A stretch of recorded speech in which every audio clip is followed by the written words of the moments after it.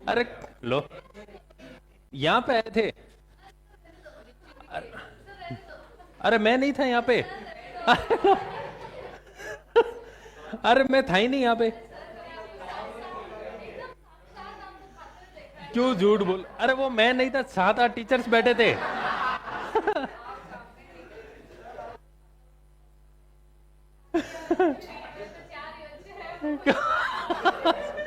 बस 2 3 दिन की बात और है।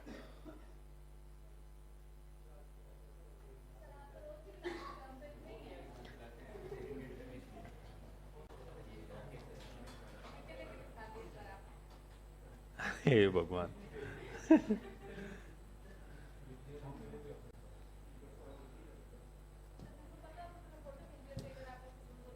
अरे मैं था ही नहीं। हो सकता है कुछ भ्रम हुआ हो, मिसकंसेप्शन, गलत फहमी हुई हो।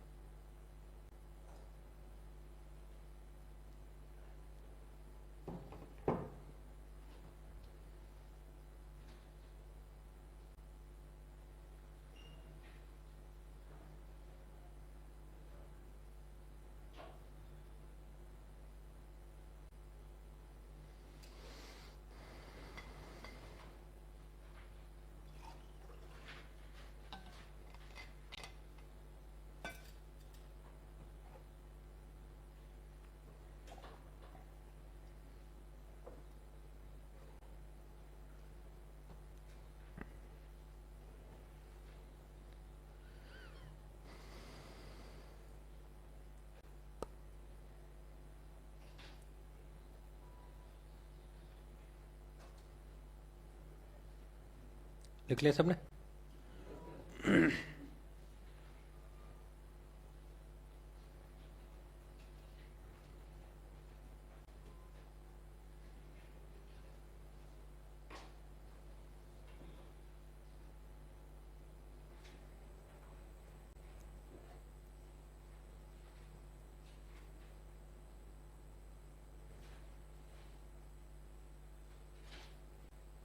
अब तो लिख लिया होगा। ठीक है, अब फटाफट पढ़ो इनको सबको, फिर मैं समझाता हूँ। वैसे आ जाएगा समझ में, कोई बड़ी बात नहीं है, लेकिन फिर भी अच्छे से पढ़ना।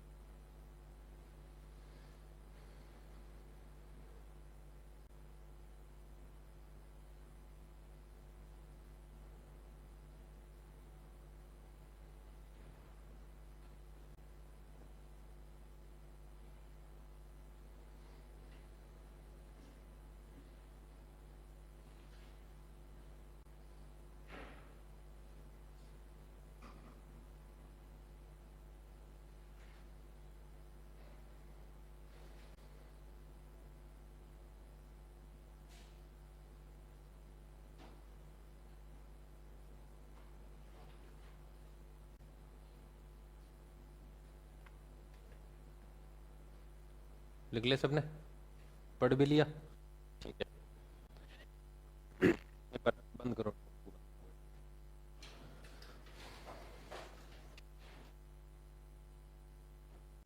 फर्स्ट वाला कौन सा है? Bilingual, balanced bilingual. ठीक है, बैलेंस्ड बाइलिंगुअल नाम दिया किसने है? हेवेल का, गार्डनर और लव। ठीक है, ये तीनों नाम याद हो गए आपको। अब बैलेंस्ड बाइलिंगुअल है क्या? बाइलिंगुअल का मतलब क्या है? कितनी भाषाएं आएंगी? जो द्विभाषी हो। कितनी भाषाएं बोल सकता हो? 2 भाषा बोल सकता हो, उसको हम क्या बोलते हैं? और एक भाषी को मोनोलिंगुअल क्या बोला जाता है? और एक से अधिक को मल्टीलिंगुअल। मल्टीलिंगुअल एक से ज्यादा, मतलब 2 से ज्यादा को क्या बोला जाता है? मल्टीलिंगुअल, बहुभाषी। एक भाषी, द्विभाषी और बहुभाषी। ठीक है, अब बात आती है कि बैलेंस्ड बाइलिंगुअल कौन होते हैं? दोनों ही भाषाओं में निपुण होते हैं, बराबर नहीं, दोनों ही भाषाओं में बराबर निपुण होते हैं, ये बोल सकते हैं हम ऐसा नहीं बोल सकते कि दोनों भाषा बराबर आती। बराबर का मतलब तो ये हो गया कि जितनी पहली आती उतनी ही दूसरी, तो जरूरी नहीं है कि पहली भी पूरी आए उसको। आ रही बात समझ में? तो ये क्या होते हैं, दोनों में ही बैलेंस्ड होते हैं और परफेक्ट होती है इनकी। तो आपने ऐसा देखा ही होगा, जो हिंदी भी परफेक्ट बोलता हो और जो इंग्लिश भी परफेक्ट बोलता हो। ठीक है, तो ऐसे जो होते हैं वो क्या कहलाते हैं? Balanced bilingual. आप लोग क्या है? Balanced bilingual. चलो ठीक है। अब देखो, दूसरा क्या आता है? रिसेप्टिव। क्या मतलब हुआ? रिसीव तो कर सकता है लेकिन एक्सप्रेस नहीं कर सकता। समझे आप? कि जिसकी लिसनिंग स्किल्स तो ठीक है लेकिन स्पीकिंग नहीं है। समझ में, सामने वाला क्या बोल रहा है वो समझ में तो आ जाता है लेकिन वर्ड्स नहीं निकलते मुंह से, वो वोकेबलरी उतनी है नहीं कि एक्चुअल में अब क्या बोलना। बाकी थोड़ा थोड़ा समझ में तो आ जाता है कि भैया अब हिंदी में जवाब देना हो ना तो हम उसको क्या कर देंगे, दे देंगे। तो एक भाषा में वो क्या होता है? निपुण, यानी कि सुन तो लेता है लेकिन बोल नहीं पाता, सुन के समझ लेता है लेकिन बोल नहीं पाता। वो कौन से हैं? फिर आते हैं डोमिनेंट। डोमिनेंट का मतलब 2 लैंग्वेज आएगी वापस। कितनी लैंग्वेज आएगी? अब जिसमें व्यक्ति डोमिनेट डोमिनेट कर रहा है, यानी जो भाषा उसको ज्यादा आती है, वर्चस्व है, वो डोमिनेंट लैंग्वेज है। और जो नहीं है वो, जिस एक भाषा में वो क्या रहेगा?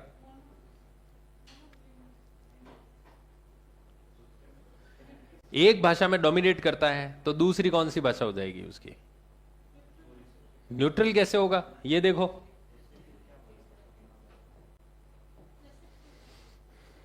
सबॉर्डिनेट कौन सी लैंग्वेज आ जाएगी? 2 लैंग्वेज है। एक तो जिसमें वो डोमिनेट कर रहा है, मतलब वर्चस्व है उसका, उसको कुछ भी बोलो वो बता देगा। और एक जो उसको कम आती है ना, वो हो जाएगी कौन सी लैंग्वेज? सबॉर्डिनेट। तो क्या दोनों में बराबर है क्या? नहीं। और इसमें रिसेप्टिव, रिसीव तो मतलब अंडरस्टैंड तो कर सकता है लेकिन एक्सप्रेस नहीं कर सकता। लिसनिंग तो हो जाती है लेकिन स्पीकिंग नहीं हो पाती। ठीक है, और इसमें यह है कि हु आर डोमिनेंट इन एक लैंग्वेज में, तो वो क्या है? निपुण है, दक्ष है, डोमिनेट कर सकता है। लेकिन जो आधी अधूरी आती है तो उस भाषा को क्या बोला जाता है? एक अच्छी और एक लमसम वाला मामला है। फिर आता है पैसिव। इसको कौन समझाएगा? पैसिव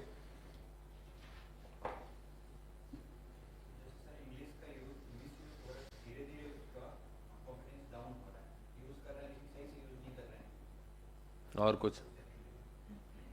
अब जैसे देखो, अब ग्रेड थर्ड देते ही आप आईएएस का बनोगे, और वो फिक्स है, बनना तो है ही है, ठीक है। हाँ, तो अब हो सकता है कि जो टॉप 100 है उनको तो वही कैडर मिलता है जो उनका राज्य है, स्टेट जो मांगते हैं वो मिल जाता है, लेकिन बाकी जो जो हैं दूसरे भी तो जाएंगे, तो किसी और राज्य में जाएंगे। तो आपका अगर ट्रांसफर हो जाए या आपको जॉब जो मिले वो तमिलनाडु में मिले, कहाँ मिले, आपका कैडर कौन सा मिला आपको, अब आपको पता 30 साल मुझे कहाँ नौकरी करनी है, तमिलनाडु में नौकरी करनी है। तो अब 30 साल वहां रहेंगे आप, और कलेक्टर है, पब्लिक मतलब पब्लिक फिगर है आप, आपको पब्लिक से डायरेक्ट जो है वो क्या करना पड़ेगा, बातचीत करनी पड़ेगी। तो कितनी देर दूर रहोगे तमिल भाषा से, कुछ ना कुछ तो शब्द आप सीखना ही पड़ेगा आपको, या सीखते जाओगे ताकि आप लोगों के इमोशंस को क्या कर सको, समझ सको। सीधी सी बात है। अब हर कलेक्टर कोई जोधपुर राजस्थान का ही थोड़ी है यहाँ पर जो जोधपुर में आ रहे हैं, लेकिन वो हिंदी बोलना स्टार्ट कर देते हैं, कुछ कुछ शब्द मारवाड़ी के भी बोलना स्टार्ट कर देते हैं। तो हिंदी वहां नहीं बोली जाती उनके तमिल में, लेकिन वो यहाँ आकर क्या कर लिए, सीख लिए, ठीक है। उसी तरह जब आप तमिल में जाओगे तो 30 साल तमिलनाडु में रहोगे, कैडर आपका चेंज होना नहीं, तो आप बताओ सीखोगे या नहीं सीखोगे। तो वहां तो उस भाषा से रिलेटेड आपको लोग मिलेंगे, फ्लुएंसी बढ़ती जाएगी आपकी, ठीक है। आज 2 शब्द सीखे इससे, 2 शब्द उससे, 2 शब्द उससे, सीखते जाओगे ऐसे, ठीक है। लेकिन जब आप रिटायरमेंट के बाद वापस आओगे कहाँ, अपने गृह जिले में, होम स्टेट में या होम डिस्ट्रिक्ट में आओगे ही आओगे वापस। आप रिटायरमेंट के बाद तो कहाँ रहोगे, जहां आप वहां नहीं रहना चाहते, आप कहाँ आओगे वापस, राजस्थान। तो यहाँ तमिल बोलने वाले मिल जाएंगे क्या, नहीं।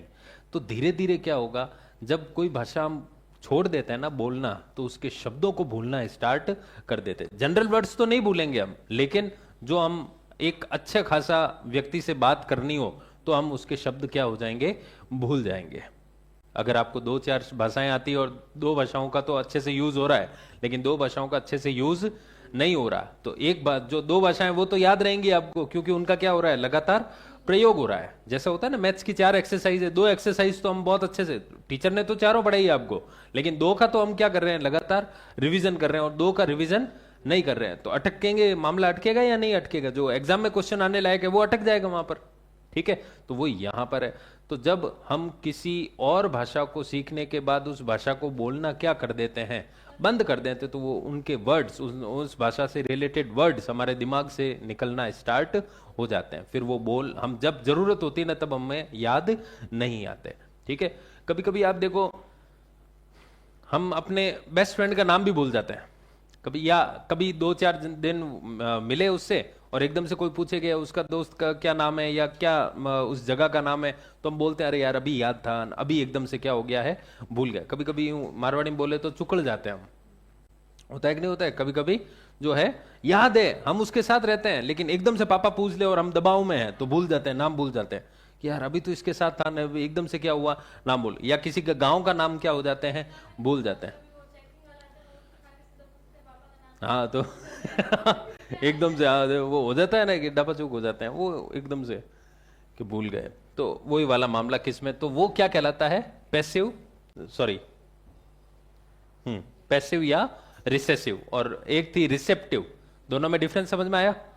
इसमें पहले भाषा सीख चुका है, अच्छी खासी सीख चुका, लेकिन यूज नहीं हो पा रहा, यूज नहीं हो पा रहा डिसयूज के कारण, या मिसयूज नहीं है, ये क्या है, डिसयूज, यूज नहीं हो रहा है। मिसयूज का मतलब तो गलत यूज हो रहा है, यहां पर यूज नहीं हो रहा। तो अब जैसे होता है ना कि किसी लोहे का हम यूज नहीं कर रहे हैं, ठीक है, उसको बस ऊपर रखा हुआ है, तो जंग लगना सीधी सी बात है, स्वाभाविक है, धूप में पड़ा है और नहीं तो पड़े पड़े क्या हो जाता है, जंग लग जाएगा। आप फ्रिज एक बार चला दो और बंद कर दो, फिर वो खराब हो जाएगा, खराब हो जाएगा वो, सीधी सी बात। इलेक्ट्रॉनिक आइटम्स या तो चालू ही मत करो, और चालू करो तो उनको क्या कर रखो, रेगुलर रखो। फिर आता है सेमीलिंगुअल से, इसमें जो नाम आता है ना, ये सीटी में कई बार पूछा गया है, यूज्ड बाय हेंसगार्ड। तो ये नाम एक तो 2 में ही आए हैं नाम, कौन कौन से, लैम्बर्ट, हेवेल्का और गार्डनर, वो आया बैलेंस्ड में, और ये हेंसगार्ड है इसमें सेमीलिंगुअल। सेमीलिंगुअल में क्या होगा बताओ, वो हम है, हम सेमीलिंगुअल्स हैं, ना तो हमें हिंदी अच्छे से आती, ना हमें राजस्थानी अपनी मातृभाषा अच्छे से आती, ना इंग्लिश, मतलब कोई भाषा हमें उतनी अच्छे से, सिर्फ उतनी आती है जितना काम चल जाता है हमारा, क्योंकि हमारा एनवायरमेंट, हमारे दोस्त ही हमारे जैसे ही होंगे, जितनी हमें आती है उतनी उनको आती है, ठीक है। तो बस हम बोलते हैं ना कभी कभी, तू समझ गया ना, तो ज्यादा ज्ञान मत फैल, बस ठीक है, तू समझ गया, ऐसा बोलते हैं ना हम। कोई बात बतानी हो और वो हमारी गलतियां निकाले तो हम क्या बोलते हैं, सीधा सीधा तू समझ गया ना। तो वही है कि जितनी, मतलब ना तो फर्स्ट लैंग्वेज में हम निपुण है और ना ही सेकंड लैंग्वेज में निपुण, लेकिन उतना है कि जितना कि हम हमारा काम चल जाता है। तो ये हो गए कौन से, सेमीलिंगुअल्स। और फिर आ जाता है इलेक्टिव। इलेक्टिव का मतलब क्या हुआ? हाँ, वेरी गुड। हाँ, और समझाओ इसको।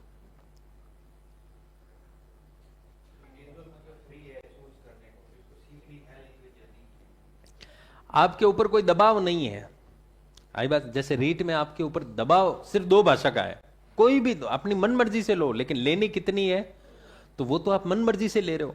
लेकिन अब ग्रेड थर्ड लेवल 1 वाले, उनके ऊपर दबाव है, वो चाह के नहीं ले रहे इंग्लिश, लेकिन उनको इंग्लिश लेनी पड़ रही है, तो वो बाई चॉइस नहीं लिए उन्होंने इंग्लिश। आ रही है बात समझ में? लेकिन आपने अपना सब्जेक्ट क्या किया है, बाई चॉइस लिया है। तो आपको लेनी थी इंग्लिश तो आपने ली है। तो डिफरेंस समझ में आया आप लोगों को?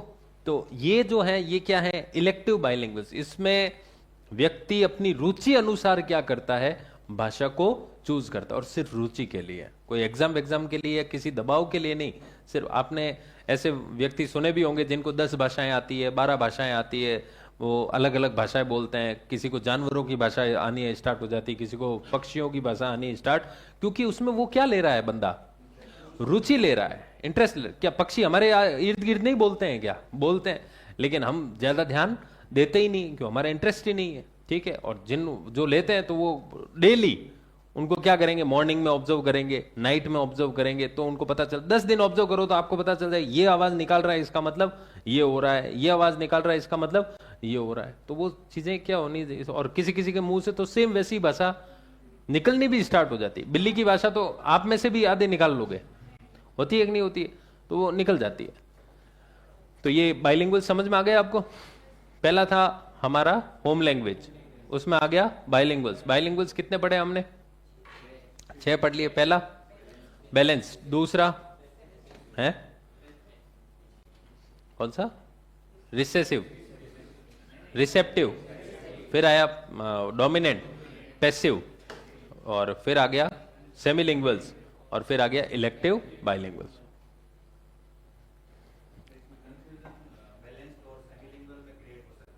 बैलेंस्ड में, एक्चुअली बैलेंस्ड का तो मतलब ये है कि फर्स्ट लैंग्वेज में भी निपुण है, ऐसा नहीं कि पहली आती जीती दूसरी।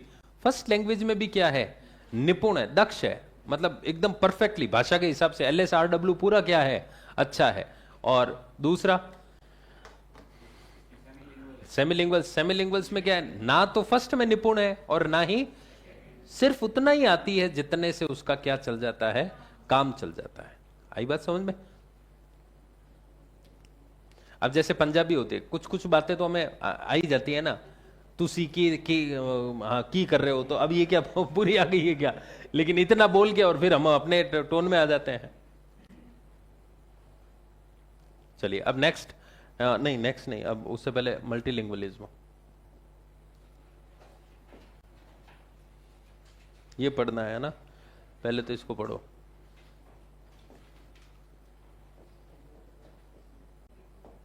ये पढ़ो, ये लिखना नहीं है, ये सिर्फ पढ़ना है। ये तो पॉलिटी में पढ़ लिया होगा आपने, वही चीज है।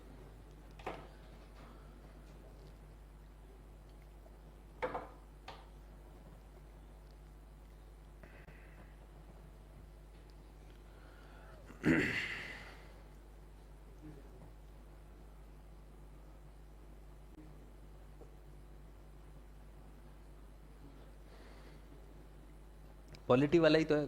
कौन से, मुझे बताना कौन से अनुच्छेद में है या अनुसूची में भाषाओं का? 8वीं अनुसूची। कितनी भाषाओं को मान्यता मिली है? 22 भाषाओं को। तो वही वाली बात है। अब मुझे बताओ, इंडिया जो है वो क्या एक भाषी है क्या, द्विभाषी है क्या, बहुभाषी है? दुनिया में टोटल जितनी लैंग्वेजेस नहीं है ना, उतनी तो हम सिर्फ कहां बोल देते हैं, इंडिया में। और पूरी इंडिया में नहीं है ना जितनी किस्में हैं राजस्थान में। डायलेक्ट्स बहुत ज्यादा है हमारे। अरे बात समझ में भाई, आप ये मान के चलो 32 कितने 33 जिले तो हैं, अब तो क्या 50 हो गए होंगे, 50 नहीं कितने 41 है, 41 जो है वो क्या है, हमारे डिस्ट्रिक्ट्स हैं, ठीक है। अब 41 डिस्ट्रिक्ट्स हैं, उसमें 41 डायलेक्ट्स तो होंगे ही होंगे, फिक्स हो गई है भाई। आप खुद सोचो, जैसे जोधपुर है, अब जोधपुर से आप पाली जाओगे ना, 4 शब्द नए आपको सीखने को मिल जाएंगे, सुनने को भी मिल जाएंगे और सीखने, ये तो कम बोल रहा हूं मैं, तो एक फिक्स है क्योंकि भैया 4 शब्द जो है। अब पाली से आप अगर उदयपुर जाओगे तो आपको 10 शब्द, पाली से आप जाओगे जालोर, सांचौर, बाड़मेर और ये जैसलमेर, तो भी आपको 10-15 शब्द नए सीखने को या सुनने को मिलेंगे। और अगर आप सीधा जैसलमेर से धौलपुर जा रहे हो तो आप पूरी भाषा ही क्या हो जाएगी, चेंज हो जाएगी। हाँ मतलब हो तो गया ना, डायलेक्ट तो बिल्कुल चेंज हो गया ना, नहीं हुआ। तो हम ये कह सकते हैं कि सबसे ज्यादा डायलेक्ट्स कहां बोले जाते हैं, हमारे राजस्थान में। अगर देखा जाए तो एक स्टेट के आधार पे, पंजाबी तो कितने तरह की होगी, बस ज्यादा ज्यादा एक दो दो तरह की, वैसे एक तरह की है। गुजराती भी क्या है, एक है। तमिल भी क्या है, एक है, पूरा एक ही बोला जाएगा। मराठी भी क्या है, पूरा एक तरह की। लेकिन राजस्थानी जो है, यूं देखा जाए तो डायलेक्ट्स में अलग अलग आ जाती हैं। यूं तो बोली तो डिंगल पिंगल ही है, वो भी 2 तरह की है, डिंगल और पिंगल, लेकिन डायलेक्ट से अलग अलग आ जाते हैं।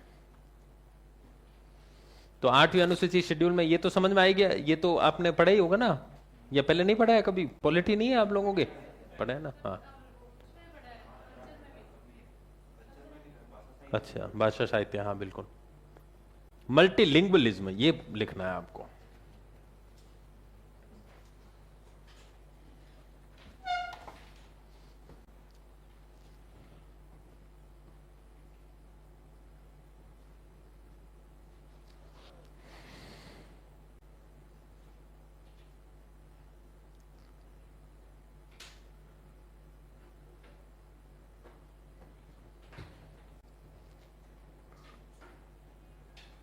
हेडिंग डाल दी मल्टीलिंगुअलिज्म, इसी में है ना।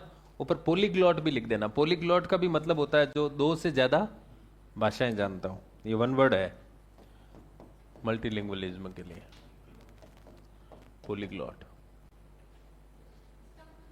हाँ यही होता, बहुभाषी।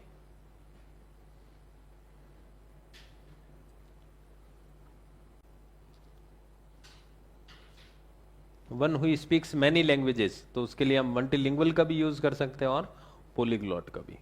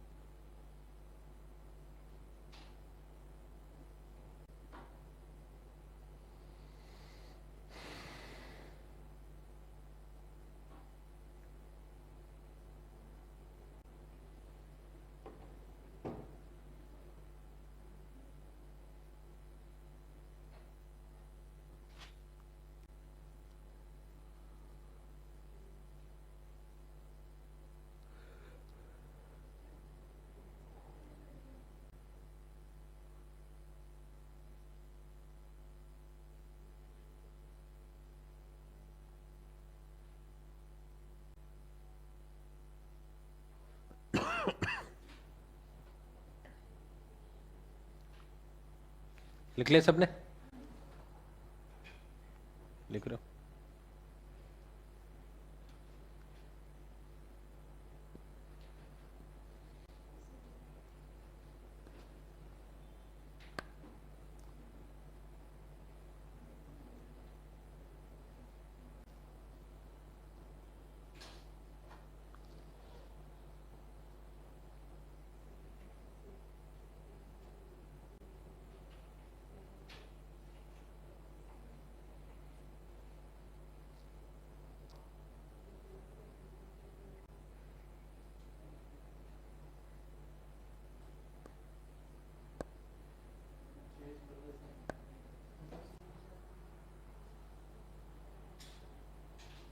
अब इसमें ये इतना लिखने की आवश्यकता है नहीं आपको,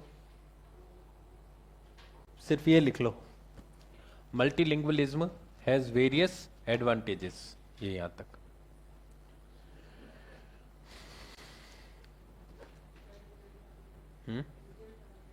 किसका टेस्ट का? कौन है टॉपर? है सही में? वेरी गुड, अच्छी बात है। नहीं नहीं, बहुत अच्छी बात है, वेरी गुड। और सेकंड नंबर आपका? चलो बहुत अच्छी बात। थर्ड? अरे छोरो थोड़ा कहीं हो, लड़का है एक भी नहीं तुम्हारा? तो दो में से फर्स्ट तुम और सेकंड तुम हो तो? अच्छा, सबका फिफ्थ रैंक है?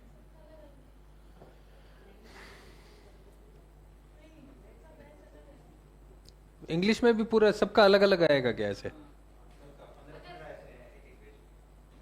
15-15 तो कहाँ हो? हम्म। हाँ, ये पूरा लिखना है। नहीं, वेरी गुड, अच्छी बात है। तुम जो गलतियां कर रही हो ना, वो उस पर सुधार कर लो, बहुत अच्छा कर लोगे।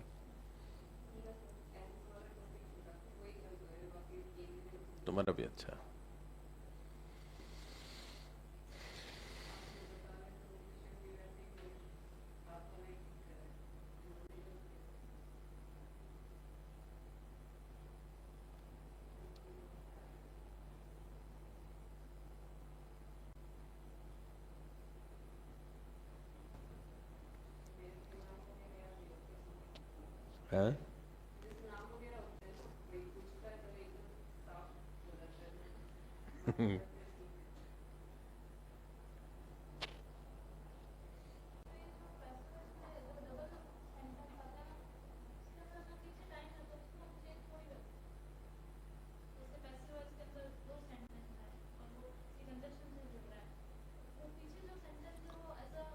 टाइम से, टाइम से जुड़ रहा है ना, टाइम से जुड़ रहा है तो नहीं करते हैं जनरली।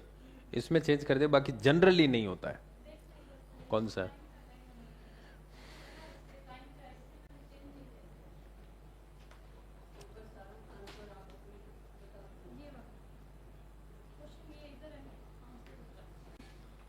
कौन सा नंबर क्वेश्चन है? अच्छा, 84। हम्म।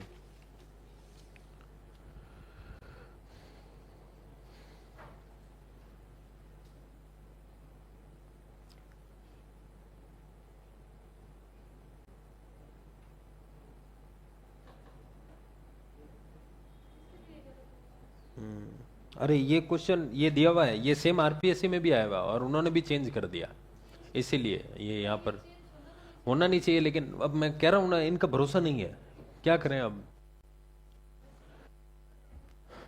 घटा नहीं, अब थोड़ा सा सुधार होने लगा है ना। ये मतलब 2020-22 के ये जो क्वेश्चन आए हुए हैं ना, उनमें से आए हुए हैं। होना नहीं चाहिए, जनरली नहीं होता है इसमें।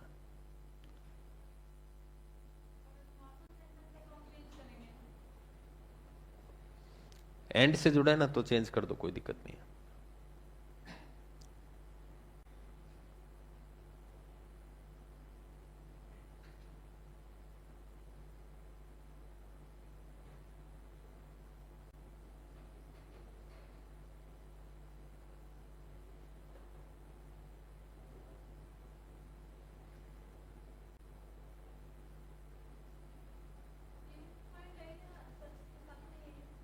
हम्म। हाँ, ये तो मैंने अभी बता ही दिया, पॉलीग्लॉट लिख दिया ना ऊपर अपन ने। लिखो तो ठीक है, नहीं तो फिर पता चल गया तो फिर वह रहने दो।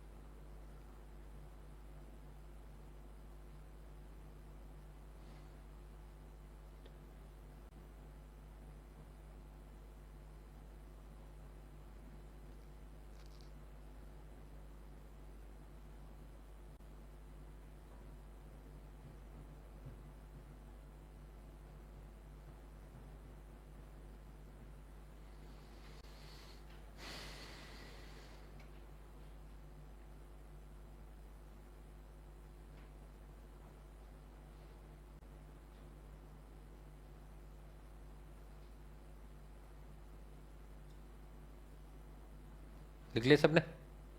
ठीक है। अब बताओ यहां पर क्यों जरूरी है मल्टीलिंगुअलिज्म? क्योंकि भारत देश कैसा है, मल्टीलिंगुअल है, बहुभाषी। अगर आपको बिजनेस करने जाना है, नौकरी करने जाना है, तो सीधी सी बात है, आपको क्या है, सिर्फ एक भाषा से काम चल सकता है क्या? नहीं। और इंग्लिश जो है वो हमारी भारतीय भाषा है नहीं। या तो आपको क्या आनी चाहिए, इंग्लिश। लेकिन इंग्लिश आने पर भी हम क्या कर सकते हैं, हर किसी से बात, भाई राजस्थान में गांव में चले जाओ, आपको इंग्लिश वहां पे वो इतना ज्यादा समझ। लेकिन फिर भी अगर हम देखें तो भारतीय भाषाओं में सबसे ज्यादा बोले जाने वाली भाषा हिंदी हो जाएगी नॉर्थ रीजन में, ठीक है।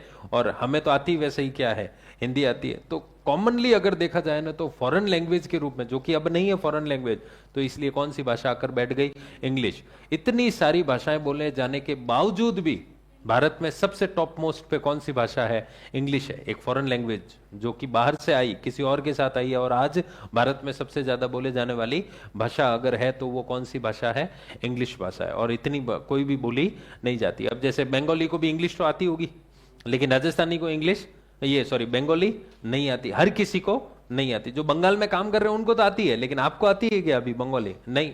तो वो उसी तरह से, तो आप किसी भी रीजन में जाओ, इंडिया के ईस्ट वेस्ट नॉर्थ साउथ, आपको कौन सी भाषा तो मिलेगी ही मिलेगी, तो वो इंग्लिश है। और जबकि इंग्लिश हमारी भारतीय भाषा नहीं है, लेकिन फिर भी फॉरेन लैंग्वेज होने के बावजूद भी सबसे ज्यादा जो है इंग्लिश बोली जाती है। वो बोली जाती है, लेकिन अब नॉर्थ में भी आ ही गए हैं, लगभग लगभग कल्चर स्टार्ट हो ही गया है। सब जगह अपनी मातृभाषा तो बोलते ही हैं वो। जैसे तमिल है तो ऐसा नहीं कि वो इंग्लिश में बात करते हैं, लेकिन साउथ में क्या है कि दूसरी भाषाओं के बजाय किसको प्राथमिकता दी जाती है। अब जैसे बेंगलोर है तो वहां पर सब, अब जैसे जयपुर है, बेंगलोर, जो मेट्रो सिटीज है, मेट्रो भी क्या, अब तो हम कॉस्मोपॉलिटन बोल सकते हैं, विदेशी भी आकर यहाँ पर रुकते हैं, ठीक है, या घर लेके बिजनेस और ये सब कुछ करते हैं आजकल। तो बेंगलोर में बाहर से भी तो आए हुए होंगे कोई ना कोई इंजीनियर्स और ये सब कुछ। तो वहां क्या है कि एक कॉमन लैंग्वेज है, कौन सी, इंग्लिश है। तो वो धीरे धीरे धीरे धीरे उनके उसमें ही आ जाती है। तो it gives access to knowledge of other cultures. Multilingual हो तो इसका मतलब यह है कि आपको दूसरे कल्चर्स भी क्या हैं, क्योंकि किसी भी कल्चर को समझने के लिए सबसे इंपॉर्टेंट रोल कौन प्ले करता है, भाषा। कौन सा रोल प्ले? अब जैसे हम गुजरात की तरफ अट्रैक्ट होते हैं, डांडिया की तरफ, तो सीधी सी बात है, डांडिया सीखेंगे तो उनके गाने भी हमें सुनने पड़ेंगे, हाँ या ना। और गाने वो जो गाते हैं वो कौन सी भाषा में गाते हैं, गुजराती भाषा में।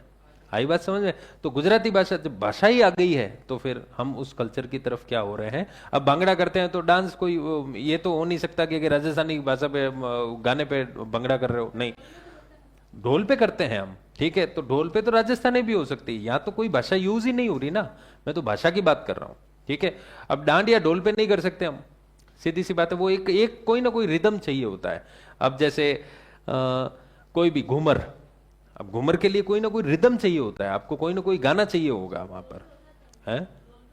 लेकिन गाना गाना यूज नहीं होता क्या उसमें, घूमर में होता है, होता है। हाँ, ढोल पे भी ये जो ये इसमें इसमें शादी समारोह में सब ढोल पे भी करते हैं। तो किसी भी कल्चर को समझे तो उससे पहले हमें समझनी क्या पड़ती है, लैंग्वेज। और अगर आप मल्टीलिंगुअल हो तो इसका मतलब यह है कि आपने उस कल्चर को क्या कर लिया है, अडॉप्ट कर लिया। आपको पता है उसके बारे में कि वहां पर ये कल्चर हो रहा है, वहां पर ये काम हो रहा है, ये भाषा बोली जा रही है, ये गाने गाए जाते हैं। ठीक है, फिर communication between different and cultural groups becomes, क्या मतलब हुआ इसका भाई? अदर अदर कल्चर्स के साथ में आप क्या कर पाओगे, लोगों के साथ ये है इंटरेक्ट कर पाओगे, कम्युनिकेट कर पाओगे, तो कर पाओगे। क्यों कर पाओगे? क्योंकि आप क्या हो, मल्टीलिंगुअल हो। आप सिर्फ अपनी मातृभाषा तक सीमित नहीं हो, आपको अलग अलग, और नहीं तो एक कॉमन लैंग्वेज ले लो आप, पूरी दुनिया में जो बोली जाती है वो कौन सी हो जाएगी? इंग्लिश हो जाएगी। ठीक है, फिर जॉब अपॉर्चुनिटीज को क्या करता है ये? अब आपने देखा होगा जो हम बोल सकते हैं कि जो बहुत ही बड़े बड़े मॉल्स हैं, ठीक है, या कोई बहुत बड़ी जॉब के लिए बाहर से आए हैं, तो वो क्या कहेंगे आपको? कौन सी भाषा आनी चाहिए? इंग्लिश आनी चाहिए। कौन सी आनी चाहिए?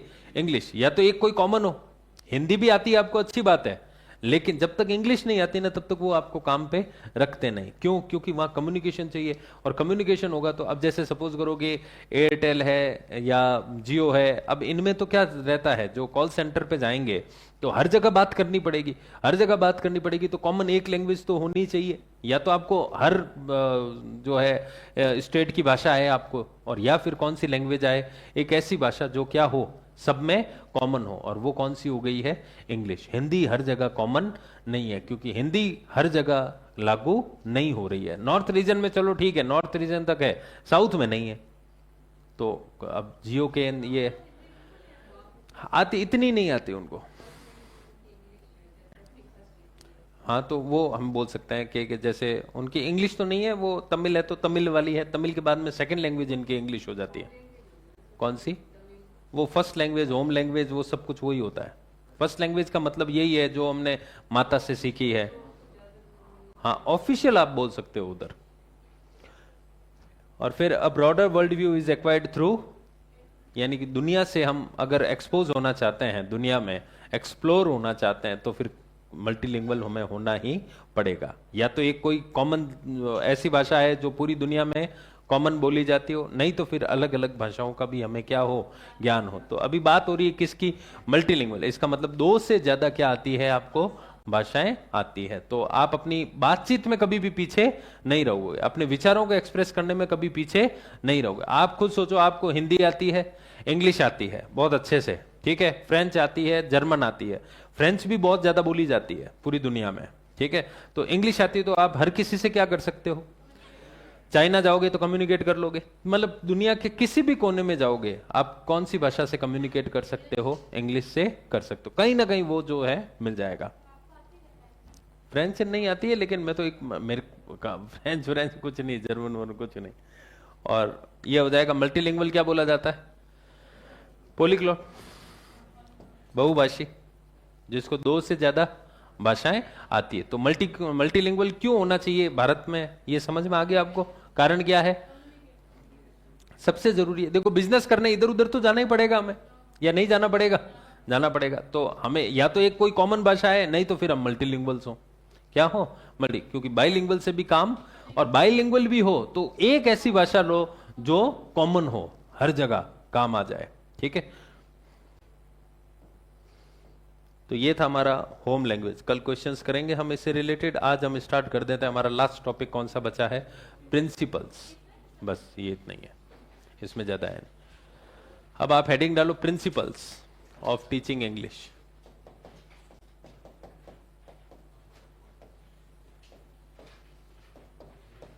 और लिखना मत अभी, ये सिर्फ हेडिंग डालो एक बार, और इसको पढ़ो एक बार, जिससे ये समझ में आ जाएगा सीधा सीधा।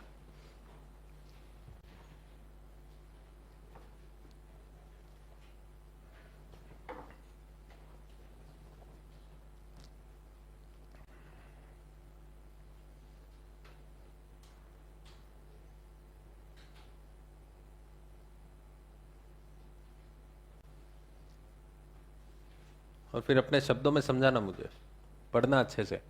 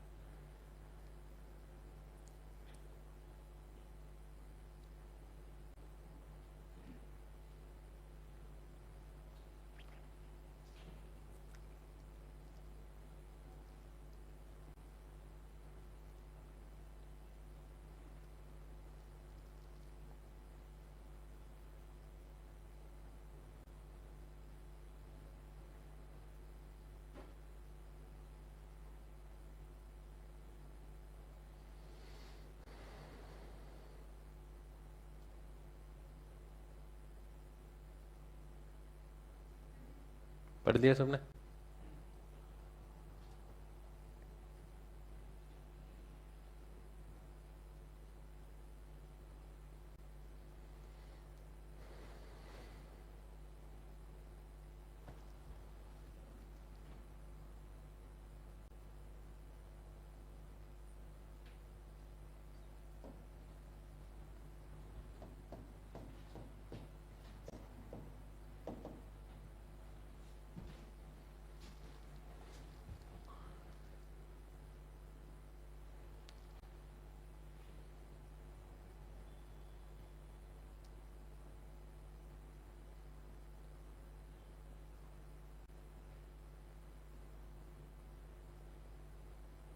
लिख लिया? मतलब पढ़ लिया? पढ़ लो।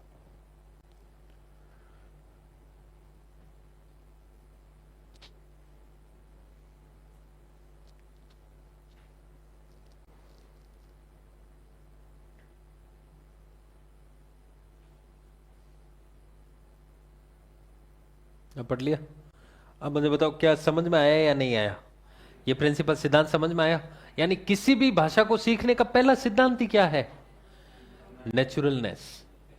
यानी आपको एनवायरनमेंट मिलना चाहिए, कोई उससे लेना देना नहीं है कि आप कितने पढ़े हुए हैं कितने पढ़े हुए नहीं है। जैसे मैंने अभी आपको बताया, जैसलमेर के जो बैंगल्स विक्रेता हैं जो कभी स्कूल ही नहीं गए, लेकिन वो फर्राटेदार इंग्लिश बोलते, जितनी बोलेंगे जितनी उनको आवश्यकता है, वो हमसे भी फर्राटेदार बोल देंगे जो उनके वर्ड्स यूज हो रहे हैं डेली।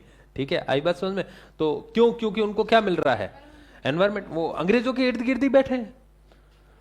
तो principle of nature, there is a for in the family but it's not same with. क्या कहना चाह रहा है यहां तक? भाई, जिस प्रकार का एनवायरनमेंट हमें अपनी मातृभाषा के लिए मिलता है, वैसा इंग्लिश के लिए अवेलेबल राजस्थान में तो कम से कम नहीं है। ठीक है, और किसी भी भाषा को सीखने का पहला सिद्धांत ही क्या है? नेचुरलनेस या एटमोस्फियर या environment. So such kind of atmosphere must be provided by schools. तो भाई दूसरा, अब घर पे तो है नहीं, पढ़नी है इंग्लिश तो पढ़नी पड़ेगी, तो फिर दूसरा दायित्व किस पर आ जाता है? स्कूल्स। स्कूल्स में भी किस पर आएगा? टीचर्स पर। टीचर्स कुछ ना कुछ तो करना पड़ेगा, स्ट्रिक्ट एक्शंस लेने पड़ेंगे कि भैया नहीं हिंदी में। जैसे आपने सुना होगा, जो प्राइवेट स्कूल्स है, बड़ी स्कूल्स, उसमें फाइन लगता है कि भाई हिंदी में बोलोगे तो क्या लगेगा? फाइन लगेगा। जितनी ज्यादा, अब ये प्रमोशन किसको, कौन सी लैंग्वेज को मिल रहा है? इंग्लिश को मिल रहा है। ठीक है, तो इंग्लिश सीखना गलत नहीं है। क्यों? क्योंकि हम अगर वर्ल्ड वाइड एक्सप्लोर होना चाहते हैं तो एक भाषा तो ऐसी आए कॉमन, जो हर जगह क्या हो सकती हो, बोली जा सकती हो। जैसा कि अमेरिका ने अडॉप्ट कर लिया पूरी तरीके से। किसको अडॉप्ट कर लिया? इंग्लिश को। भूल गए वो अपनी पुरानी सभ्यताएं, पुरानी जो लैंग्वेज थी वो क्या हो गए? बिल्कुल भूल गए। वो परदादाजी दादाजी तक सीमित रह गई। नई पीढ़ी आई तो कौन सी लैंग्वेज लेके आए? इंग्लिश। बर्लिज मेथड से, डीएम मेथड से, डायरेक्ट मेथड से ही पढ़ाना स्टार्ट कर दिया। स्ट्रिक्ट हो गए वहां पर कि नहीं अब कोई नहीं बोलनी है, सिर्फ और सिर्फ कौन सी भाषा चलेगी? इंग्लिश चलेगी। तो पीढ़ी दर पीढ़ी दर पीढ़ी दर 200 साल में क्या हुआ? अब दूसरी भाषा कोई है ही नहीं वहां पर। ज्यादातर 90% क्या बोली जाती है? इंग्लिश। और यूके के इतना अच्छे से अडॉप्ट किया कि यूके के बाद सबसे अच्छी इंग्लिश कहां बोली जा रही है? अमेरिका। 2 प्रकार की इंग्लिश बोली जाती है, एक प्रकार की नहीं। कितने प्रकार की? 2 प्रकार की, यूके और अमेरिकन। अब ऑस्ट्रेलिया उस राह पर है, इंडिया अब उस राह पर है। आने वाले हो सकता है 100 साल बाद जो है, आप अपनी पीढ़ियों को, हम तो 100 साल अब जिंदा रह नहीं सकते, लेकिन 100 साल बाद आप ये है, हाँ मतलब रह नहीं सकते, तो अब आने वाली पीढ़ी कहेगी हाँ भाई मोरे दादा दादी बोलता है, हिंदी बोलता है, मारवाड़ी तो नहीं बोलता लेकिन हिंदी बोलता, और फिर वो इंग्लिश का डर्रा स्टार्ट हो जाएगा। Talking to the students in the class और इन द टारगेट लैंग्वेज। कौन सी लैंग्वेज में? टारगेट लैंग्वेज में बोलना है। जो भाषा सिखाना चाहते हो ना, उसी भाषा में क्लासरूम में भी बोलना है, घर पे भी बोलना है, और प्लेग्राउंड में भी बोलना है, ताकि क्या बने? एनवायरनमेंट बने। ठीक है, अब सीधी सी बात है, ऐसे वर्ड्स यूज होने चाहिए जो डे टू डे लाइफ में क्या हो, यानी वोकेबलरी कैसी आनी चाहिए? General vocabulary. आप डिफिकल्ट वर्ड्स बता रहे हो उसको, बच्चे को बहुत अपना ज्ञान उसके सामने झाड़ रहे हो, एनसाइक्लोपीडियन, वो अब विकीपीडियन, ये डेली वर्ड यूज ही नहीं होंगे। कहाँ यूज होंगे? आई बात समझ में?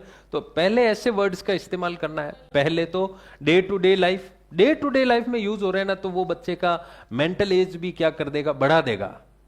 नहीं तो अगर डे टू डे लाइफ नहीं बताओ तो जो मेंटल एज का है बच्चा, जैसे 4th क्लास का बच्चा है और जो 3rd क्लास के वर्ड्स भी जो है ना वो भी नहीं बोल पाएगा। क्यों? क्योंकि आपने वर्ड्स भी ऐसे सिखाए जो डे टू डे लाइफ में उसके यूज ही नहीं हो रहे कहीं।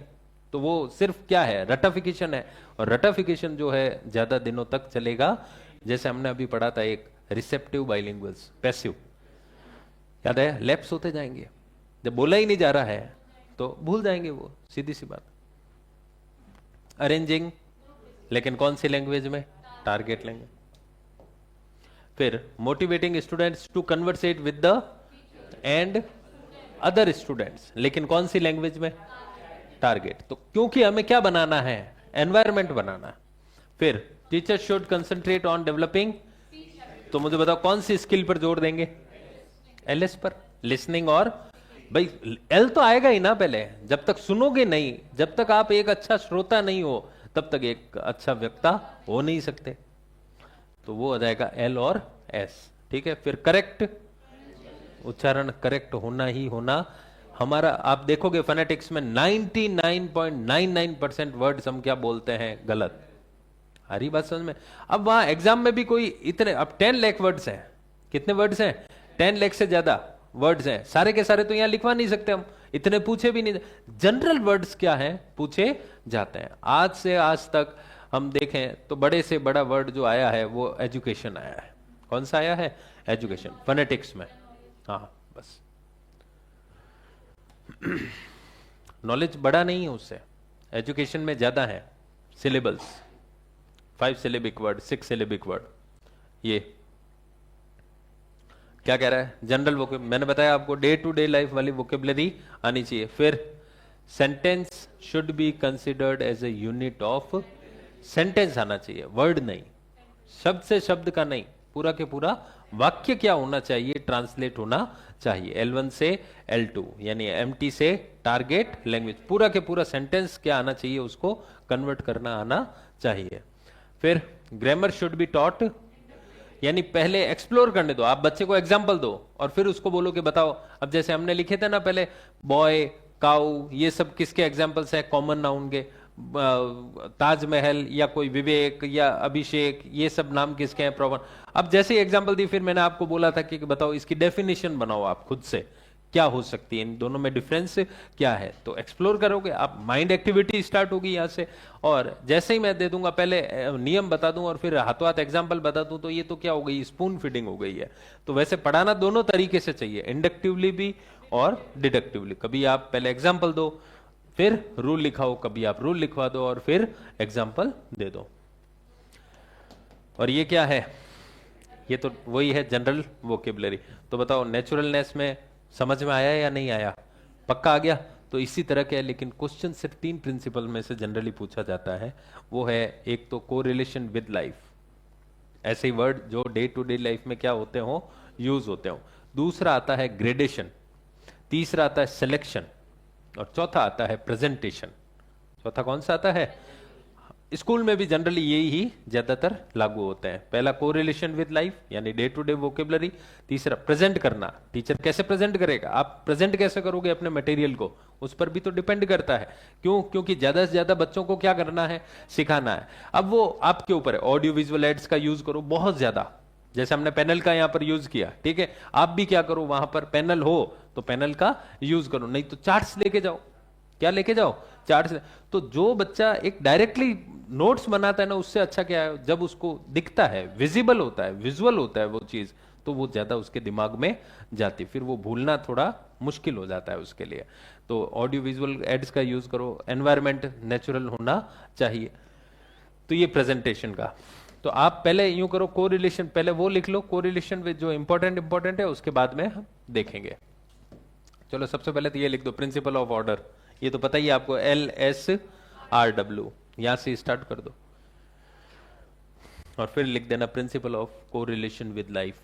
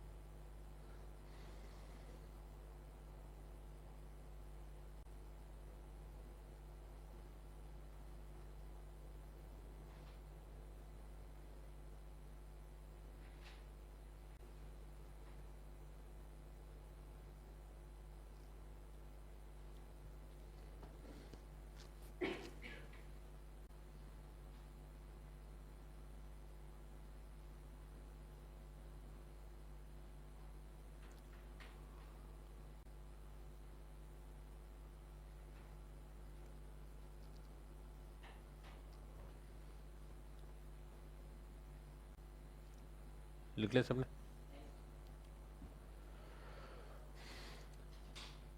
इसमें कुछ समझाने की जरूरत है क्या? ये तो आ गया प्रिंसिपल, और वो मैं आपको बता ही चुका कैसे वर्ड्स का यूज होना चाहिए। जो कोर लाइफ से क्या हो, रिलेटेड वर्ड्स हो, चाहे वो कस्टम्स की बात करे, चाहे मतलब रीति रिवाज की बात करे, चाहे फैशन की बात करे, मतलब किसी पर भी, मेले हो चाहे कुछ भी हो, ऐसे वर्ड्स जो उसके दैनिक जीवन में क्या आते हो, काम आते हो, ऐसे वर्ड्स को टीचर्स को, स्टूडेंट को सिखाने चाहिए। अब आपकी वोकेब तो ज्यादा होगी, स्टूडेंट से तो ज्यादा ही होगी, तो आप क्या करोगे, जो जो आपको तो वो सारा बता दोगे क्या? मुझे एक बात बताओ, जो मुझे आता मैं सारा बता दूंगा यहाँ पर? पॉसिबल ही नहीं, क्योंकि वो स्टूडेंट ये लेवल के हिसाब से चलना पड़ेगा। फर्स्ट लेवल में इससे ज्यादा आएगा, सेकंड ग्रेड में इससे भी ज्यादा आएगा, फिर वो थर्ड ग्रेड, फिर जो थर्ड ग्रेड में पढ़ा है वो सारा का सारा लेवल वन में पढ़ा सकते हैं क्या? नहीं, तो वो उसके अकॉर्डिंग भी चलना पड़ता है। सेम वही चीज है, टेंथ में जो आएगा वो नाइन्थ में नहीं, नाइन्थ से कम होगा एट्थ में, एट्थ से कम होगा सेवंथ में, सेवंथ से कम होगा सिक्स में। लेकिन भाषा है, भाषा हर एक टॉपिक क्या होता है, एक दूसरे से कनेक्टेड होता है, रिलेटेड होता है। नाउन नहीं पढ़ाओगे तो दूसरी चीजें समझ में नहीं आएगी। तो लिख लिए सब लोगों ने? अब इससे इंपॉर्टेंट आता है फिर सिलेक्शन, कॉन्क्रीटनेस नहीं, हाँ प्रिंसिपल ऑफ सिलेक्शन लिखो पहले। इसके सारे इंपॉर्टेंट ये इसमें, हाँ सब ये रेंज, अवेलेबिलिटी, कवरेज नहीं लिखना है आपको, कवरेज वही आ जाता है उसी में।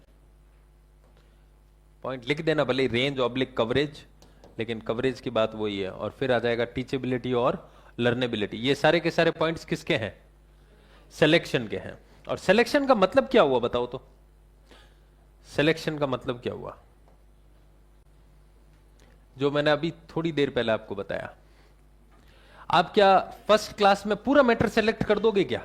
है जितनी इंग्लिश है पूरी डाल दोगे क्या एट्थ क्लास में? नहीं, हर एक आपको क्या करना पड़ेगा, मैटर को डिवाइड करना पड़ेगा, और ये पता करना पड़ेगा कि कौन सा मैटर किस क्लास के लिए, किस मेंटल एज के बच्चों के लिए उपयोगी है।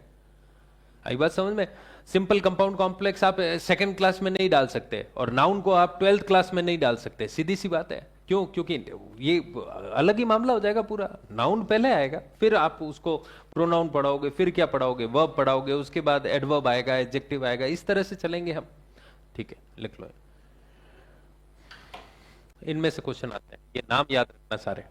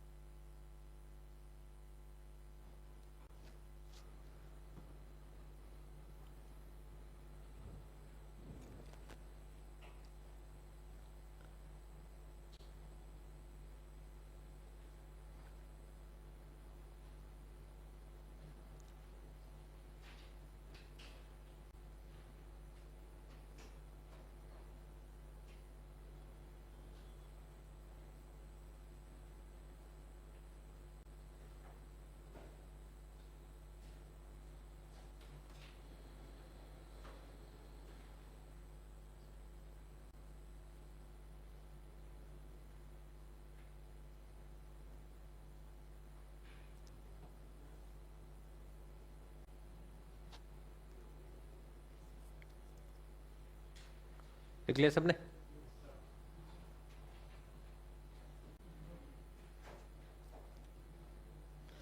इसमें ऑब्लिक कर देना, रेंज ऑब्लिक कवरेज। ये रुको एक मिनट।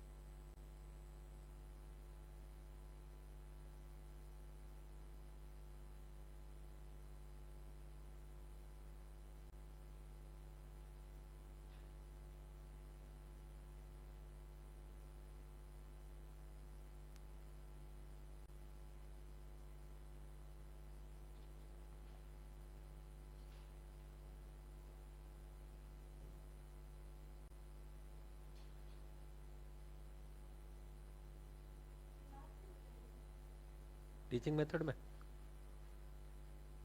फिर कल क्वेश्चंस ले आऊं इनसे रिलेटेड, फिर फोनेटिक्स।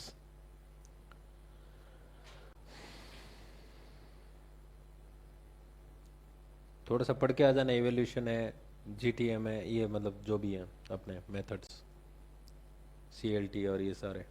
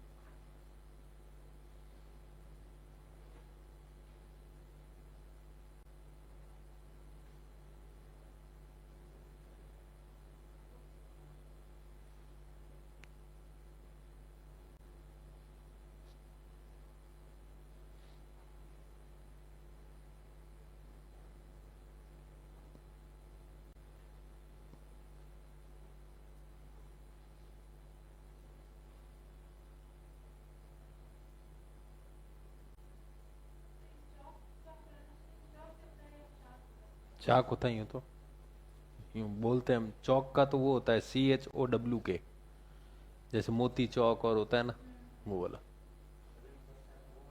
वो भी चौक होता है वो, CHOKE। गला चौक हो गया वो। या उसके लिए वर्ड यूज होता है सोथ्रो, गला खराब है तो। लिख ले सबने? ये नहीं लिखना अभी, ये लिख दो, लर्नेबिलिटी और टीचेबिलिटी।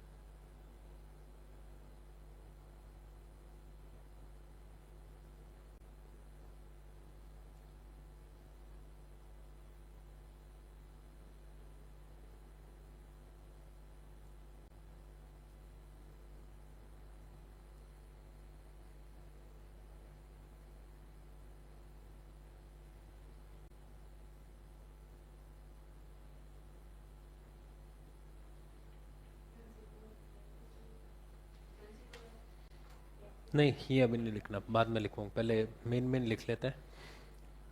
कोरिलेटिव, सिलेक्शन,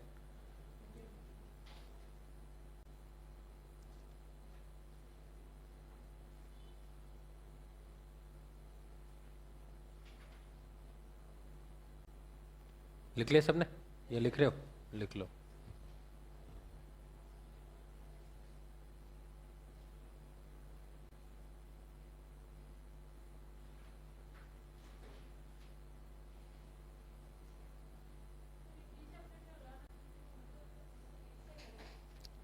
अभी मैं बताता हूँ।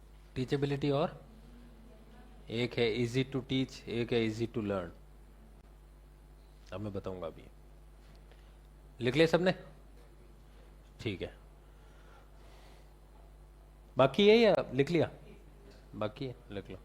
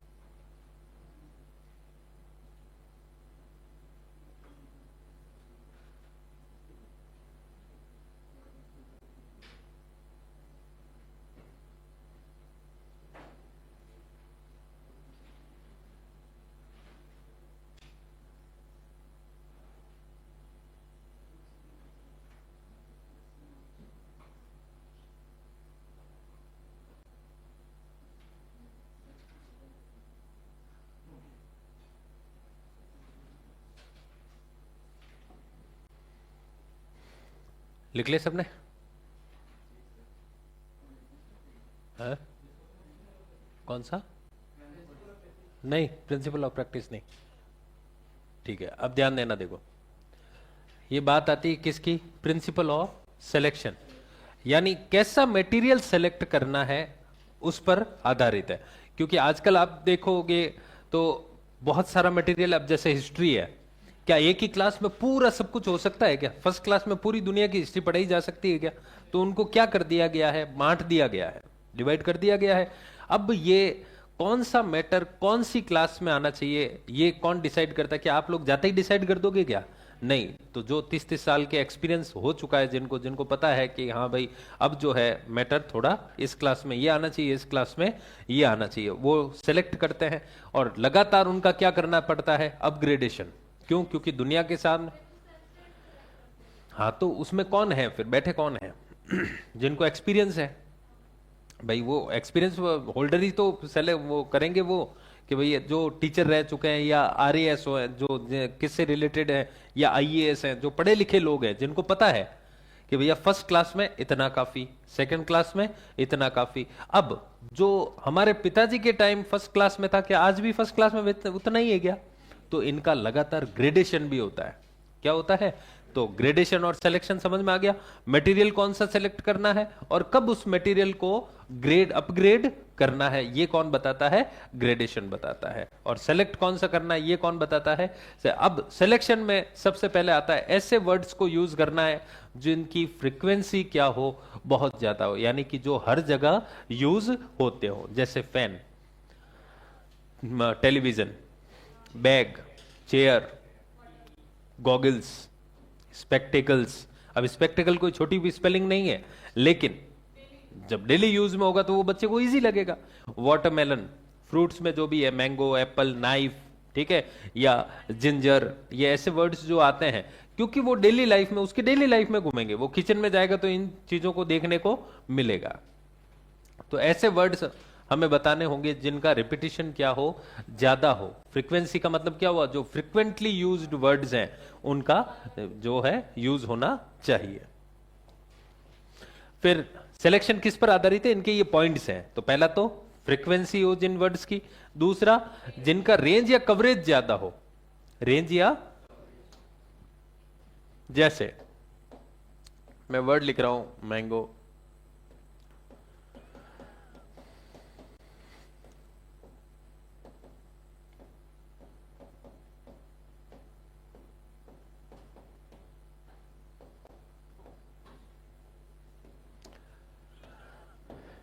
अब मुझे बताओ, ये जो मैंने टोटल वर्ड्स लिखे हैं सारे के सारे, mango, Apple, watermelon, grapes, dragon और फ्रूट, इन सब में सबसे ज्यादा रेंज किसकी है? फ्रूट की। किसकी है भाई? मैंगो भी किस में आता है? एप्पल भी किस में आता है? तो आई बात समझ में? इन सभी में सबसे ज्यादा बोले जाने वाला शब्द कौन सा होगा? फ्रूट होगा। कौन सा होगा? फ्रूट। भाई वाटरमेलन भी आएगा तो किस में आएगा?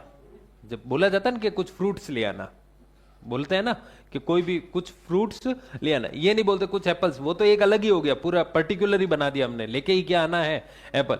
लेकिन जब आपने बोल दिया फ्रूट्स ले आना, तो वो जैसे होता है ना कि जो भी मिलेगा अच्छा रहेगा या सस्ता होगा या जो भी है वॉटेवर, वो मैं ले आऊंगा। जैसे हम बोलते हैं ना कोई सब्जी ले आना, घर वाले बोलते हैं ना कोई सब्जी ले आना, तो कौन सी सब्जी लाओगे? जो अवेलेबल होगी सबसे पहले। तो भाई जहां आप जा रहे हो या सीजनल है, अब आप है ही नहीं, वो मार्केट में नहीं है, वो लेके आ जाओगे क्या? नहीं। तो पहले तो जो अवेलेबिलिटी है वहां पर, फिर प्राइस भी देखनी पड़ती है, बजट के हिसाब से भी लेना पड़ता है, ठीक है, वो सारी चीजें देखनी पड़ती। तो पोटैटो की ज्यादा रेंज है या वेजिटेबल की ज्यादा रेंज है? पोटैटो, टोमेटो, स्पिनच, ये सारे जो जाएंगे वो किस में जाएंगे? वेजिटेबल। उसी तरह एप्पल, वाटरमेलन, गोवावा, कुछ भी, ग्रेप्स, कुछ भी लिखोगे तो वो किस में जाएगा? तो ऐसे वर्ड्स बच्चे को सिखाने चाहिए जिनकी रेंज क्या हो, जिन एक शब्द सिखाए तो दूसरा शब्द अपने आप पीछे उसको क्या करना पड़े? सीखना पड़े। जिसको हम बोलते हैं ना चेन चेन, एक छोटे बच्चे थे तब चेन चेन खेलते थे, आपको बताओ तो।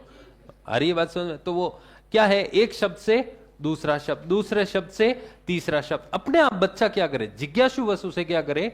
याद करे। क्यों? क्योंकि उसकी रेंज क्या है? ज्यादा है, वो और भी शब्दों को लेके बैठा है। फिर नेक्स्ट क्या आ रहा है? अवेलेबिलिटी, जो हर जगह क्या हो? मौजूद हो। अब आपने एक ऐसा वर्ड सिखा दिया जो बच्चे को कहीं मिल ही नहीं रहा है। क्लासरूम में तो चलो आपने स्टाइल मारने के चक्कर में बता दिया, लेकिन घर जा रहा है तो भी वो नहीं दिख रहा उसको, और प्लेग्राउंड में जा रहा है तो भी नहीं दिख रहा, रिलेटिव्स के जा रहा है तो भी नहीं दिख रहा, मॉल में जा रहा है तो भी नहीं दिख रहा है, तो बच्चा बोल देगा क्या? नहीं बोलेगा। वो उसको वो शब्द आएगा नहीं जब तक वो शब्द बच्चा बोल नहीं पाएगा। बोल नहीं पाएगा तो वो रटेगा उन शब्दों को, और रटा ज्यादा नहीं जा सकता। आपको एंटोनिम सिनोनिम भी वो ज्यादा याद होंगे जो डेली लाइफ में क्या हो रहे हो?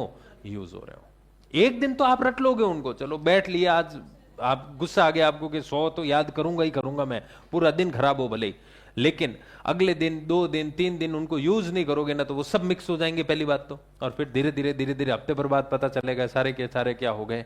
भूल गए। तो जिनकी अवेलेबिलिटी क्या हो? ज्यादा हो। अब जैसे ब्लैक बोर्ड है, बोर्ड तो हर जगह ही देखने को, किसी भी क्लास में जाएगा तो क्या मिलेगा उसको? बोर्ड देखने को मिलेगा, ठीक है। उसी तरह यहां पर ड्रॉवर्स हैं, शेल्फ हैं, ये तो घर पे भी देखने को मिल जाएंगी उसको, नहीं मिलेगी क्या? पेन देखने को मिलेगा या नहीं मिलेगा? मोबाइल देखने को मिलेगा नहीं मिलेगा? वॉच, क्लॉक, वॉच और क्लॉक में डिफरेंस पता ही होगा आपको। वॉच जो हाथ घड़ी हो गई, दीवार घड़ी जो है क्लॉक हो गई, या जो सेल है, ठीक है, बैटरीज जिन्हें बोला जाता है, तो बैटरीज वर्ड से, तो बैटरी वर्ड कोई हिंदी वर्ड थोड़ी है, ये क्या है? इंग्लिश वर्ड है, ठीक है। तो बैटरी डिस्चार्ज हो गई। अब मुझे बताओ, इसमें 2 वर्ड तो हमने हिंदी के डाले, 2 वर्ड हमने नहीं, गई, बैटरी डिस्चार्ज हो गई, तो हो गई जो है वो क्या है? हिंदी, और 2 वर्ड क्या है? इंग्लिश। अब आप देखोगे दादी जी भी बोल जाती हैं, भले ही उनको इंग्लिश नहीं आती होगी, लेकिन बैटरी डिस्चार्ज होगी रे, मोबाइल फोन रही लो, अब मोबाइल फोन भी इंग्लिश में है, बैटरी डिस्चार्ज भी इंग्लिश में है। चीजें समझ में आ रही है? तो ज्यादातर हम किससे गिर गए हैं? अब इंग्लिश शब्दों से गिर गए हैं। फिर आता है टीचेबिलिटी। टीचेबिलिटी का मतलब क्या हुआ? ऐसे शब्दों को सिखाना है जो टीचिंग में क्या हो? आसान। टीचिंग में आसान का मतलब स्पेलिंग छोटी से मतलब नहीं है, ऐसे शब्द जो हर जगह उसके क्या हो? यूज हो रहे हो, ठीक है। तो वो पढ़ाने में क्या होंगे? आप मुझे बताओ, वाटरमेलन बच्चे को सिखा सकते हो या नहीं सिखा सकते हो? सिखा सकते हो। जैसे देखो, आपके पास बच्चा आएगा, वैसे 6 to 8 आएगा, तो उसमें तो थोड़ा होगा ही, लेकिन फिर भी दोनों में से ज्यादा वर्ड इजी कौन सा रहेगा आपके पढ़ाने के हिसाब से? वाटरमेलन।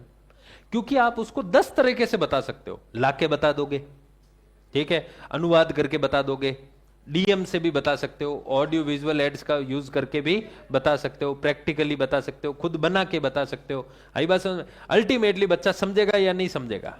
समझेगा, और उसको समझ में आ जाए। लेकिन ऑनेस्टी को कैसे समझाओगे आप?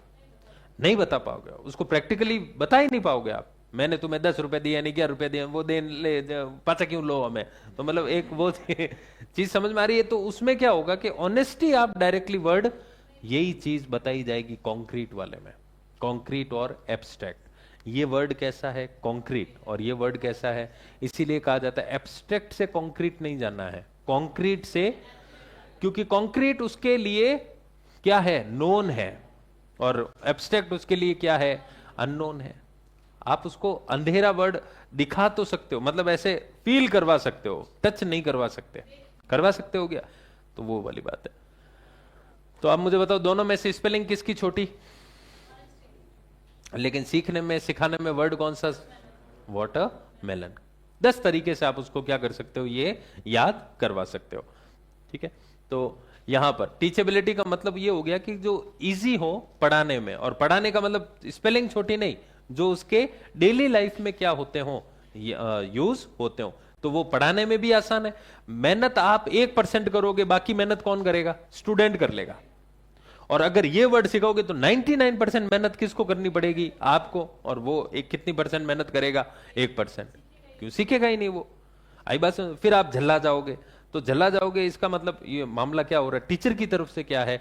गड़बड़। क्योंकि छोटा बच्चा है वो तो, अब वैसे आपके पास तो बड़ा बच्चा आएगा 6 to 8 का, लेकिन कुछ तो वर्ड्स ऐसे भी होंगे, और हमारे जो गवर्नमेंट की हालत है उसके हिसाब से तो आपको लगेगा ABCD भी इसको सही ढंग से आई नहीं, तो झल्लाहट अपने आप निकलेगी। क्यों? क्योंकि एक तो कोर्स बड़ा, 6ठी क्लास का कोर्स भी तो बड़ा होगा गवर्नमेंट स्कूलों में भी तो, और फिर आप जल्ला जाओगे, यार इन बच्चों को तो कुछ आता ही नहीं है। तो आप कहां से शुरू करोगे, ये आपको खुद को भी समझ में नहीं आएगा, क्योंकि एक तो टाइम कम, दूसरा इसको कुछ आता नहीं। तो इसीलिए टीचर्स क्या करते हैं कि जटे थने वाई दीख जानी WHY, उसको वो है जो लिख दीजिए पाचो, पचे बिकॉज लगान कहीं ना कहीं लिख दीजिए। ये ट्रिक आजमाई जाती है। क्यों? क्योंकि पहले बच्चा सीखा नहीं, फिर अब इतना हमारे पास टाइम नहीं कि इसको पूरा अच्छे से समझा दिया जाए, तो वो ट्रिको में क्या करता है? काम करता है। आई बात समझ में? अब जैसे हमने यूज किया, स्टार्ट किया, simple compound complex clause, what kind of, what, ये सब क्या है? ट्रिक्स है। एडजेक्टिव क्लॉज वाली, व्हाट का आंसर किसका होगा? हु का answer noun clause, what kind of किसका आंसर? ये एडजेक्टिव क्लॉज, विच वन, और उसमें वाई, वैन, वेयर का आंसर मिल रहे तो एडवर्ब क्लॉज। ये तो एक ट्रिक है सीधी सीधी, कि हमारा क्वेश्चन क्या हो जाए? सॉल्व हो जाए। लेकिन जब आप इंग्लिश फ्लुएंसी में आ जाओगे तो ये काम करेगा। वहां तो फिर क्या करना पड़ेगा? सेंटेंस को भी हमें पढ़ना पड़ेगा, बोलना भी आना चाहिए, लिखना भी आना चाहिए। तो वो, लेकिन हम यहां पर अभी बैठे क्यों हैं? ताकि हमें ज्ञान नहीं पाना है, हमें तो सिर्फ ये है कि अब सर हमारा तो क्वेश्चन क्या होना चाहिए? सही होना चाहिए, क्योंकि लिमिटेड टाइम है। अब साल भर हम यहां बैठ नहीं सकते। बात आ रही समझ में? ऐसा भी नहीं कि आज मैं सिंपल के करवा दूं 100 सेंटेंस, फिर मैं कंपाउंड के करवाऊं 100 सेंटेंस, लेकिन स्कूल में ऐसा पॉसिबल है। 10 दिन आप चलाओ, भले व्यवस्थित चलो ना, तो बहुत अच्छे से सिलेबस कवर हो सकता है। तो लर्नेबिलिटी और टीचेबिलिटी समझ में आ गए, कैसे वर्ड्स को सिखाने हैं जो डेली लाइफ में यूज होते हो। तो आपको मेहनत कम करनी पड़ेगी, बच्चा खुद ही क्या करेगा? मेहनत करेगा, सीख जाएगा। तो अब फिर थोड़े दिनों बाद आपको पता चलेगा उसकी वोकेब जो है वो बहुत बेहतरीन हो गई है। लेकिन ये शुरुआती स्टेज आपको करना पड़ेगा। स्टार्टिंग जो होगी वो किसको? टीचर को। क्योंकि टीचर को तो बहुत सारे वर्ड्स आते हैं, लेकिन अब उनको पता होना चाहिए कि इसके डेली लाइफ में ये वर्ड्स आएंगे, तो उसके हिसाब से वो उसकी क्या करे? एक्स्ट्रा डेली वोकेब की एक्स्ट्रा क्लास अगर आप लगाओगे ना, उसमें करोगे ना कि हाँ भैया आज ये 4 वर्ड सिखाए, तो बच्चा आपसे बहुत इंप्रेस होगा कि आज हमने 4 नए शब्द मैम ने सिखाए या सर ने सिखाया। तो आप तो सिखा ही सकते हो। जैसे मैथमेटिक्स के टीचर नई नई ट्रिक्स बताते हैं। आजकल गवर्नमेंट स्कूल जो नया खून है ना, जो नए टीचर्स लग रहे हैं, उनको पता है, पढ़ के आया हूं, 4 नया शौक होता है, ये 2 साल रहता है। तो आप भी कर सकते हो इसमें।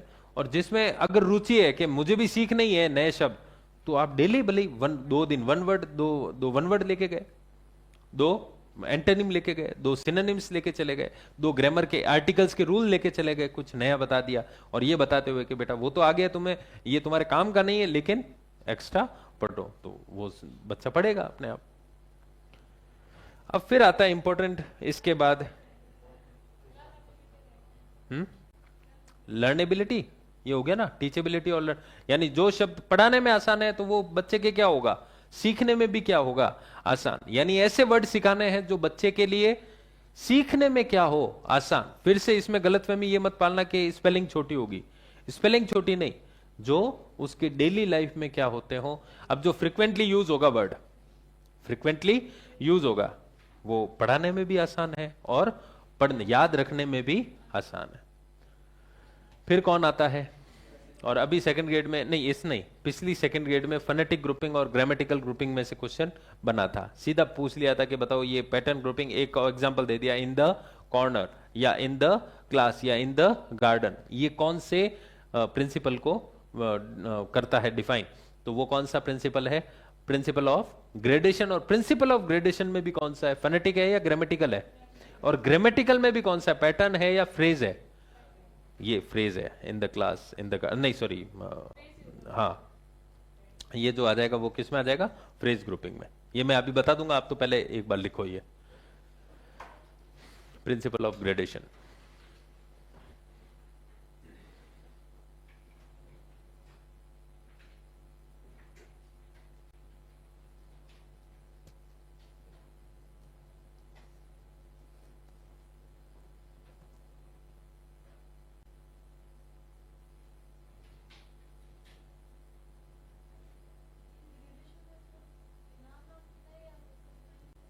हम्म,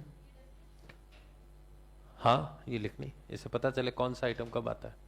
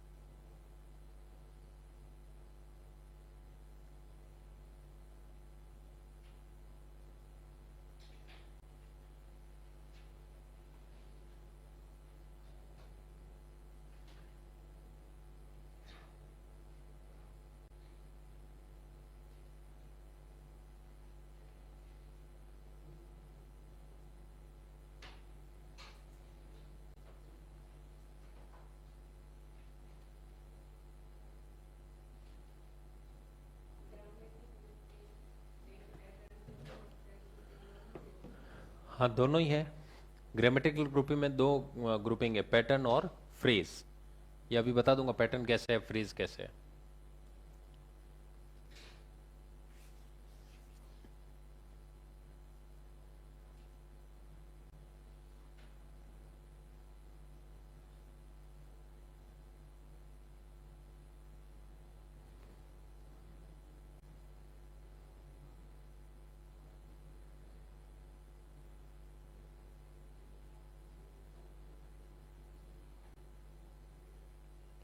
लिख लिया सबने?